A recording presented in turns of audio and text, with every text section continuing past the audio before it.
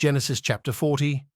And it came to pass after these things that the butler of the king of Egypt and his baker had offended their lord, the king of Egypt. And Pharaoh was wroth against two of his officers, against the chief of the butlers and against the chief of the bakers, and he put them in ward in the house of the captain of the guard, into the prison, the place where Joseph was bound. And the captain of the guard charged Joseph with them, and he served them, and they continued a season in ward. And they dreamed a dream, both of them, each man his dream in one night, each man according to the interpretation of his dream, the butler and the baker of the king of Egypt, which were bound in the prison. And Joseph came in unto them in the morning, and looked upon them, and behold, they were sad. And he asked Pharaoh's officers that were with him in the ward of his lord's house, saying, Wherefore look ye so sadly today? And they said unto him, We have dreamed a dream, and there is no interpreter of it. And Joseph said unto them, Do not interpretations belong to God? Tell me them, I pray you. And the chief butler told his dream to Joseph, and said to him, In my dream, behold, a vine was before me, and in the vine were 3 branches, and it was as though it budded, and her blossoms shot forth, and the clusters thereof brought forth ripe grapes, and Pharaoh's cup was in my hand. And I took the grapes, and pressed them into Pharaoh's cup, and I gave the cup into Pharaoh's hand.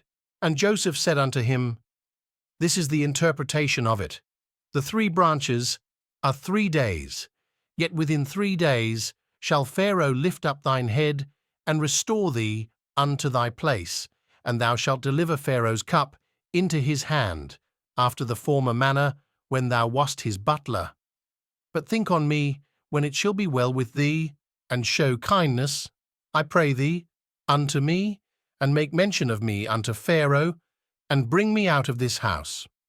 For indeed I was stolen away out of the land of the Hebrews, and here also have I done nothing that they should put me into the dungeon.